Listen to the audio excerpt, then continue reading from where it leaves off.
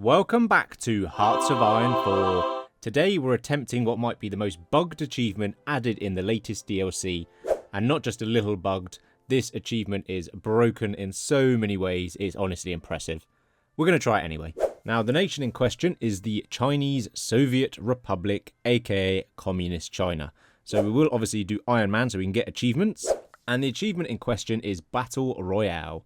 As Communist China fight both China and Japan before 1940 within 90 days of being at war with the other and capitulate them both. So there is so many things that can go wrong with this, but we are going to just try and do it as it says. So we start with 6 very ill-equipped, pretty useless divisions. So we do have a lot of work on our hands to be able to defeat China and Japan. These divisions are, 8 width with a bit of artillery, and then we've got some militia here. So yeah, not particularly brilliant. We do have a lovely new focus tree though, which is pretty well expanded and probably just about the right size. We do have on the right here some military stuff. We can go down and do Navy, Air Force and Army bits and pieces. We have some industry and getting our economy going in the centre. And then on the left we have our 2 routes for our political path. And we can either go to the left here, burn the paper tigers. That's basically historical, which we don't really want to do because we don't want to join the alliance. We can go to Mao on the left, or we can go for the 28.5 Bolsheviks here of the other side, which either one we're not doing because we don't want to be joining China, funny enough. So we're going to be doing the right-hand side, the Unwilling Diarchy, where we get 2 leaders, one being Mao, the other one being Zhang, we call back. So this is the route we are going today, just to mix it up a little bit. Research-wise, I'm going to have to get some new guns, because that is going to be the main source of our military today, because funny enough, we don't have exactly a big industry, and we'll obviously do some bit of production so we can make said guns. We do already have a Zhang in charge, however, we're going to get a new one because he is not very good. Same ideology, monthly opinion, pants. Our country is not in a great place, however, it's slightly different than before. So we've got the defunct state bank, the central committee, which is justify war goal, not exactly the end of the world for that. We will be declaring wars via focuses. The Chinese Red Army isn't brilliant, but we can fix that down the focus tree, so that's not really a problem.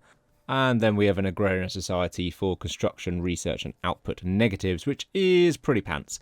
We are on closed economy, so we will be changing that. And we are already on service by requirement, which isn't brilliant. So I probably want to drop down because, factory output -10, not brilliant. Partial mob is okay though, so at least we start with that. I'm going to start with the Eastward expedition to start a border war that I cannot seem to ever win. However, it does just give us 125 free towed artillery afterwards, which is kind of the main reason I want this. So we'll start with this for 35 days. Start our border conflict that is going to go absolutely nowhere because we're fighting over a river into mountain tiles. We can do the internal enemy, but I don't think I need that quite yet. We will do the western border war, but we just need a little bit more guns and resource. So we're just going to do a couple of the industry ones, and then we will attack westwards. Border war is over. We failed, but we get 125 free artillery. We'll wait a little bit longer for some more equipment before we go west. So I'm going to do the halt the land revolution because we need to go further to the balance of power to the right. We'll change all of these to our better divisions where we've got artillery in them because, funny enough, we've got some free artillery now, which is very, very nice. I will change these to be a default and we'll add an extra infantry. So we've got 10 width with artillery, which should be enough to start with our early conquest. We'll move these to the border, ready for our border war. Weirdly, 1937 machine tools is quicker than 1936 concentrated industry. So we'll go and grab the machine tools first for more guns out of our factories, and we'll now go to do the westward expansion and start our new border war. Zhang is here with some excellent infantry equipment for us. We'll definitely be making use of that, which is pretty much means all of our infantry have got enough equipment. So we are just lacking 400, which is absolutely fine. We'll have that in no time at all. Focus done of the westward expansion. We'll go and just do a little bit further down the industry path, and we will start off our little border war here, which should be able to win now because we have much better divisions than our neighbours. Telegram from Zhang. So we want the power struggle to go to the right hand side, so we will welcome him. Obviously we don't want to refuse because we still can't even do the focus then, so win-win going the right side, and we obviously want Zhang in. So he arrives, we get another free division, which we don't really need in this border war at the moment, but we will make use of soon, although it has 0 equipment actually. So let's just delete that and use the equipment to our current units. And there we go. We have conquered a little bit more land, which is very, very handy. So that beats the mountain provinces, making these just desert we need to fight into next. So we'll go and give ourselves a field marshal. So we do have a couple of good ones. We'll probably go with Zhu here, who has got some very good traits there. So, and a good attack. We'll go and get logistic wizard, aggressive assaulter, and offensive doctrine for extra attack. I'm actually going to cancel this one because we are on a little bit of a time deadline in terms of the wars we can fight. So I'm going to go straight to the Unwilling Diarchy, and we basically will not be able to form or join China, and then it changes the power struggle. We do have a load of political advisors here, so we have got so many on these new DLCs. I think I'm going to go for the Minister of Finance. We've got political power and stability. Actually, consumer goods and 10 plus factory output is definitely better. So we'll go for the Labour Rights Advocate. We are currently making guns, so any factory output gains we can get is good. We'll see if we can get a few more divisions out in the meantime. The Unwilling Diarchy, we basically join forces with Mao and Zhang are our new leaders, and there's going to be a little bit of an internal struggle, and we'll have to decide who we want. We do also get a little bit more land, which is nice, so we get back to the starting border of the Soviet Chinese from the old DLCs. We'll go and do a few little artilleries and a few more guns with the mills we've just gained from that, which is very handy. We'll go and get the focus for bringing war to our neighbouring warlords, which gives us some nice war goals against our neighbours, as we need to do a couple of these before the faction forms. Now, the balance of power, I want to go full on the right for full support of Zhang here, because we basically, when he becomes our leader, will get all of the bonuses that you have based on this balance of power. So we want to go far to the right, where we get military factories, dockyard, factory output, and political power gains. So we need to get as far over there as possible. This one does mean we lose a lot of weekly stability, which we can't afford. So we're not going to do anything about stability, so we'll have to leave that. So we'll have to do a lot of the other ones. Bring war to our neighbouring warlords. So we will now go and probably continue down the industry, I think. We're going to need some guns for the large wars ahead, and especially fix our country, who's not exactly in a brilliant position at the moment. So we'll re-establish the state bank. And first off, we're going to go straight north so we can get ourselves a border with the Soviet Union. Now we've got these two desert provinces, it's very easy just to smash through this tile, take the capital, and then we'll snake around and grab any other victory points in the north. Cheeky little force attack through, and we should be okay. They've only got a couple of cavalry units with not much equipment. We obviously have artillery in our division, so we'll pin them in the capital. We'll just quickly move around them and have a little bit of encirclement and just grab all the other victory points. There goes the capital, and that should be them capitulated. Perfect. What we're first going to do is we're going to just go and puppet them, and we're obviously going to take all of their factories and resources. And the reason is I don't want a big front line, so we're not going to be calling them into any war. And it also keeps us a nice border with the Soviet Union always open through Mongolia here. So we're going to go and see if we can get one more conquer before they start making a humongous Chinese faction that we'll have to fight, which we don't want to do just yet. I think we've got enough time, so let's quickly declare our war. We obviously need to call our ally in to have the border with them, and we will just pin any division they have here and quickly take all the free spaces. They just don't have enough divisions to man their border. Capital should be end. Come on, one more tile. That should, when we tick over 24, there we go. Another one done. What we're going to do is we're just going to give it to our puppets. We have one big Chinese puppet that we're going to start adding a few more bits to. We have a nice corridor break here between us and the Soviet Union.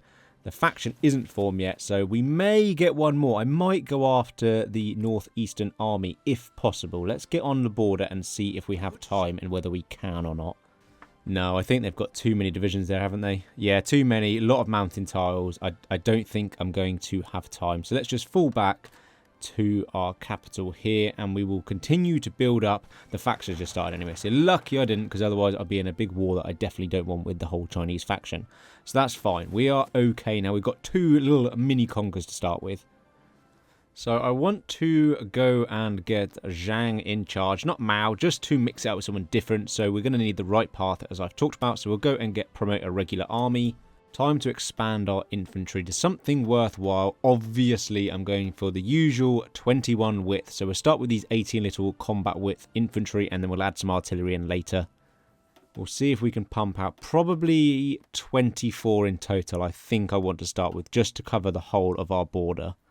I need a new political advisor. So political power against stability.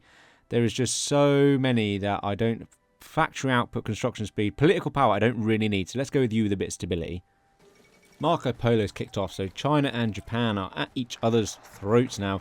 Obviously I'm not joining because I have till 1940 to join this. The people doubt. So we do have a growing doubt mission, which I'm not going to complete because I basically have 90 days to declare war and I'm nowhere near ready and I don't want to. And we'll just take a little bit of a stability and war support negative if we don't join in. So I'm not too worried about that. That is absolutely fine. So obviously we are going the Zhang route, which means we get 10% towards his side of the party. We get some average bonuses, some good army XP, recovery, negative stability, which isn't great. Mao actually gets the opposite of plus stability, so that would be nice, but we're going Zhang.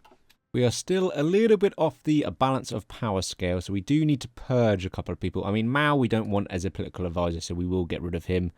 We want him, I believe. I think there's a couple more focuses. Yeah, so a new central committee gets another 10% towards the right-hand side, which is lovely. Loss of trust. I mean, that's negative 10%. It said it was only 5, so that's completely lied to me. But we were never had any intention of completing that because we don't want to go to war just yet. I think I need to do one more. So we'll do publicly recognise the supreme leadership of Zhang, taking us up to the full amount. We can now assume leadership, which puts Zhang more in charge than he already is because he is already our leader. But we get the supreme chairman and we get the maximum bonuses here because we have our balance of power all the way over to the right-hand side. Assume leadership done, which means look at all his juicy bonuses, which is brilliant. We can now no longer go further down the tree because we're not at war and we need the Soviets on our side. So there's a few bits and pieces, a bit of recruitable pop we might pick up later on. But I think we should probably start fixing our industry and our army now. Still just force deploying units because we need as many as possible out in the field. We will need access off the Soviets to get our troops through. We'll also improve our relations because we need to get closer to the Soviet ties. We need obviously a little bit of opinion of them, which they have. We get a few bonuses, but more importantly, we can get some extra guns and bits and pieces off them.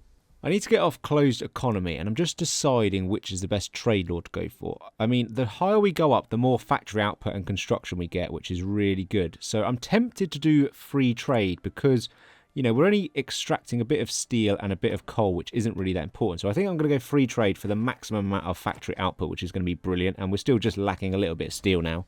We can go and get ourselves another research slot, which is very helpful because we have got a lot more to research yet. I'm going to go and actually go down a conscription law just to help out on the factory output at the moment. We have got 3,000 manpower, so we'll get some more later on. I think we can take the hit on reducing that for the sake of getting some more guns. I can counteract that actually just by picking up this. We can get an extra 5% recruitable pop. So there's a few bits and pieces. I think I'll start on the army side over here because we do need to improve our Chinese Red Army. I will pick up Masters of the Terrain to get some Mountaineer technology, and we get a Mountaineer on a couple of our generals, which is going to be very key. We have actually got so many good generals, to be fair. So we've got Mountaineer here now, which we will probably use for our Mountaineer divisions, which are going to be our main hitting force. One thing we need to find out what is a train. What is a train? 169 days. We definitely need that because supply is going to be an absolute nightmare otherwise. Let's go and pick up Mountaineers as we will definitely be needing these. There goes Germany on Poland, so WW2 has kicked off now. Let's go and pick up the Expel the Occupiers because we are running out of time before it's 1940, so we get some free war goal, which takes actually the same amount of time as just manually declaring on them. But we'll do it the focus route because why not, for a bit of thematical effect. 23rd of November, 39. So we'll declare on Japan, we'll declare on the Chinese. Therefore, we've declared on both of them within 90 days of each other before 1940. Therefore, we should hit the trigger of the achievement. We just now need to capitulate both of them. So everyone's going to join in. Obviously, we are not calling our puppets in. We do get a little bit of manpower there, which is quite handy actually. But we're not calling our puppet in, so they should mount the border there and we don't have to defend. There is no one currently pushing in at the moment.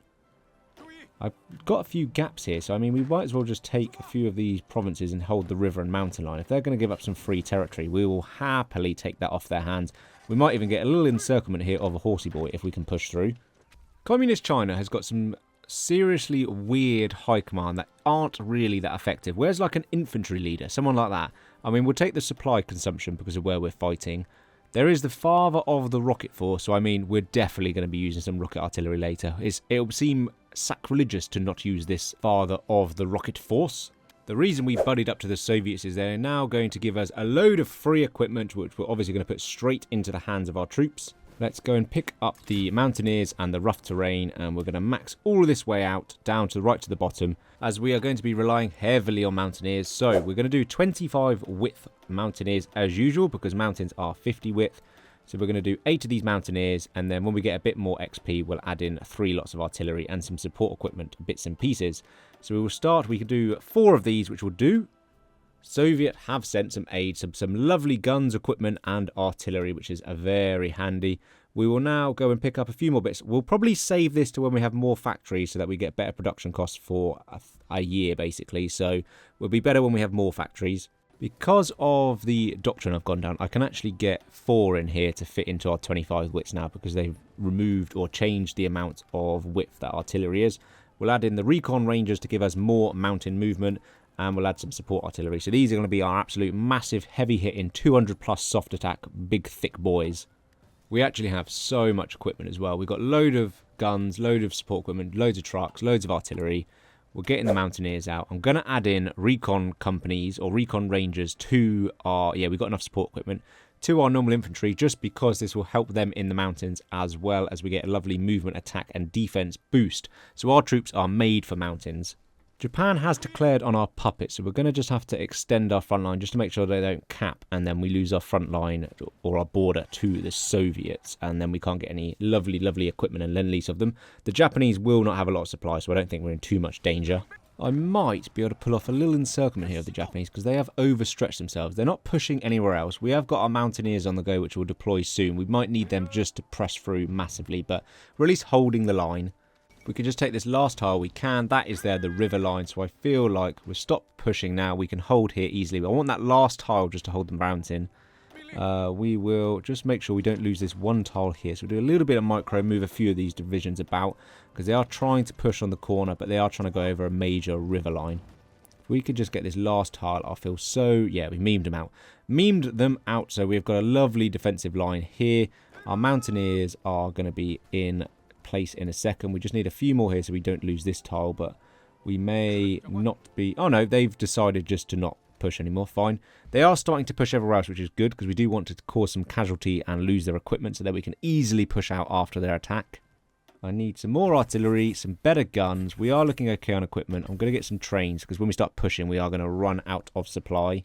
Trying to push across the river with mountaineers is not a great idea, but they are definitely... Yeah, they're out of org, so as soon as that drops out...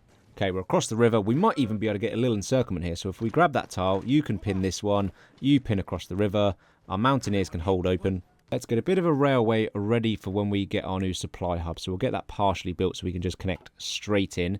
That is there, a nice encirclement, and we'll close it off. We also have the supply hub. No one was guarding that. So as long as we can hold these positions, close this pocket, we'll have a lovely supply hub in the north here. That is a nice encirclement done. We are looking at a thicker border and very comfortable in our position. So feel free to attack as much as you want. China isn't looking particularly good, so that is not the best scenario. I said I would, so let's go and get rocket artillery on the research. We'll start adding these into the units to give some extra soft attack. I'm no mathematician, so I don't know if the +6 capacity is better or worse than the -25 to the cap contributor. No idea. We can get some more mountaineers on the go, so we can get another 6 divisions out, which is good, which brings 10, and then we'll have a massive amount to smash our way through. We are lacking a bit of artillery, so we'll have to wait a little bit for these to come out, but that's fine. Once they are, we're probably ready to start pushing it out. The Japanese are starting to push. I'm going to move my mountaineers. I've had to force deploy the other ones out just to protect the line, because they are somehow pushing over a river line through our forts. So we just need to start stopping that. They will take massive casualties, to be fair, because of our soft attack. They have taken 1 tile down here, but that's not a problem. They won't be able to get much further. I've got so much XP, I'm going to have to start giving out medals, which is something I never bother to do because I'm too lazy. So we will do a few of these because it's just nothing else I can possibly spend my XP on. The Japanese really want to push me here, but we are holding. I mean, we are doing a lot of microing, which is totally against what I normally do. We have lost a few tiles. Infantry expert, which means I can get infantry specialist. Finally, a normal, usable military advisor. Nothing good there. So we'll just go and pick up our lovely infantry specialist for attack and defense for our infantry units, which is very handy. We are a little bit under control now. The Japanese are still trying to push me out, but I think we're in quite a strong position now. The infantry expert just sort of helped us out. I'm going to try and push now, because I think these are pretty... I mean, that absolutely melted away. Our mountaineers are some chonky boys, so if we can get a little bit of a push through and a few of the supply hubs, we might be able to take northern China here, or at least get to Beijing so we can press forward with our focus tree. If I can get the 2 victory points... Oh, sorry, 2 supply hubs, they will totally be out of supply in this region, and then it'll be even easier for us to push. Right, we'll keep going. We will just keep letting this roll out. I mean, they're instantly going to melt away and then have to try and reinforce, which they won't be able to because we are too quick. Come on, a couple more victory points. We might just be able to get to Beijing. We have completely snaked them here. So we've got 1 victory point. We just need that to link up and get ourselves some supply. The Allies are joining the war against China, which means they're going to lose some troops out into the Pacific. USA has joined, which is big bad news for Japan, so we are in a great position. If we keep going now, we can get Beijing, or sorry, we have Beijing, but we can do a little encirclement there. Keep on pushing. I might go for the north and then push south, because they are very, well, lacking massively in divisions down here. What I'm going to do is just delete these front lines, because it's getting a bit thin. I'm going to use the mountaineers to hold a defensive line here, just to make sure we're not overrun. I don't really want to take this whole region at the top, so I'm just going to do a little bit of a fallback line, a few tiles, and that's where we're going to hold out. Right, I think we're okay holding there. They're not really pushing. We have got a load of supply because we basically own every supply hub here in the region. So I think we'll just wait for a few more divisions to come out and a bit more equipment, and then we're just going to do a massive offensive line and push south. I may go north first, thinking about it. Right, equipment-wise, I'm just lacking a bit of guns and a bit of artillery still. We can go and add some support rocket artillery to our mountaineers. Extra soft attack for them. So they are looking extremely chonky now. We will need, obviously, supply is not really a problem. Or research speed, the infantry one. We'll get rid of the research speed and recovery, and we'll go for the farvet of the rockets for extra attack in our artillery. I'm going to start researching transport planes because, funny enough, we've got to get to Japan and we're not going to have time to build a navy. So we are going Paratrooper and we are paradropping in as we sort of push north. There's not really much they can do to stop us. I imagine they're getting convoy raided to hell by the Allies now, so the Japanese supply is totally gone. Meanwhile, totally outmatched them anyway, so it's fine. We'll push north and then we'll move our mountaineers ready to push south after we've got the top. Now we're in Beijing, we can get the People's Republic and we'll become the People's Republic of China. We will get a research slot, some lovely stability and war support, and a few other bits and pieces, but mainly we will become the real China. The People's Republic. We are now the People's Republic of China, and basically nothing else changed. I mean, we're same colour and everything. Just a slightly different flag, but we do have a load of focuses down here, so we can go after Tibet. Few other bits and pieces. I mean, we can go democratic if we want, but obviously not. Just finishing up in the north here and into Korea. We will need some of these port guards because, funny enough, Japan might naval invade us now. We have a load of ports to guard. Subjugate Korea is bypassed because we no longer need it. So time to get our mountaineers to the main front line and we will push out Japan and conquer China and capitulate them at the same time. So we have got a lot more work to do, but I think we're in a very strong position now. Just going to battle plan my way through now because, as you can tell, we are far superior to anyone we're going to face. We'll see if we can snake through and get a few little encirclements with our mountaineers as well, but it's not really relevant because our forces are so much stronger than theirs. We have supply, we have manpower, we have equipment. We are some chonky boys. I might just be able to cap China here. I mean, they're really not guarding their provinces very well. I hope this counts as me as capitulating them, but we will find that out later, I suppose. We are just making excellent land mass at the moment. I would rather knock Japan out first, or at least out of the continent, but I mean, if they're leaving their victory points open, I'll happily take them. I assume the Japanese-Chinese puppet capitulated there because we just grabbed a load of land, which I wasn't expecting, so that's good. So there's a load of encircled divisions here, which is very handy. If we can just crush a few of these pockets quickly, that should be Japan out of China, and then it'll just be a case of capping them both. This is a really messy... Oh, it was a really messy front line right up until China has capitulated. I really hope that counts as me doing them. I mean, they've got way more war score than us, so I don't know how this is going to work. Right, we've got a fair amount of land. We just need to mop up the south here, but I mean, they'll have no divisions there, so it'll be a simple case of just manning the front line and pushing down. So we'll quickly get everyone on the border, get a little battle plan on the go. We can push down here, and then we'll probably let the Allies, you know, mop up Vietnam and the rest of Indochina. I'm going to need some transport planes, so improved ones. General, we do need some excellent range, so that does just production output, and that's the same, so nothing to do range actually. So hopefully these can get further enough across to Japan from our, probably Korea is probably the closest place for us. I haven't got fighters, but we're going to get some off of, or we're at least going to get a licensed production of the Spitfires off of the Brits. So Communist China is now making Spitfires if it works properly and actually gives it. There we go, officially accepted. We can now go and produce our own Spitfires, which are okay, enough range. That's probably enough to get us to get a little bit of green air over Japan. It's not a communist run unless we have a 5-year plan, which we've instantly completed because basically we owned so much of China that we had enough factories as our core. So that's already done, which is very handy. Mountaineers, we no longer need you. We need paratroopers. So we'll switch all of those over. We can't do... Oh, no, we can do them all. Brilliant. Now we can do them all. So we've got 24 paratroopers that we're going to get over to Korea, and hopefully they're going to jump onto the Japanese home islands. Absolute no ed. Oh, they did. I thought they had no defense here, but they have got a port, but that's not a problem. They are surrounded. So hopefully our paratroopers can at least grab that. I mean, we've got unlimited resource, so we'll just paradrop until we get a port finally. But it looks like we should be able to take this one single port of Nagasaki. Right, that's taken. Brilliant. Let's go and get a couple of front lines to make sure they don't take it back. Time to push through. Oh, peace conference. That can't be Japan ready. Oh, that must have been Germany. Yeah, Germany has fallen. I mean, we're only in August 43, so that's pretty impressive for the Allies. But we have got basically our main army already on Japan, and as usual, they haven't really got anyone protecting it, so this should just be a rollover. And there goes Japan defeated. Now it's just a matter of taking all the territory that we rightfully have won. Okay, now it's just a matter of seeing if the achievement pops. No. Brilliant. Absolutely brilliant. So, we fought both China and Japan before 1940, within 90 days of each other, and we've capitulated them both. So, no idea why this hasn't launched. Just had a quick look, and it could have been I declared war on the same day. It could have been that I didn't defeat them both by 1940, not just declare on them by 1940. And it also could be that I didn't capitulate them, Japan or China did, because they had more war score. So it could be a whole host of things that has bugged out and not given me this achievement, which I legitimately have done.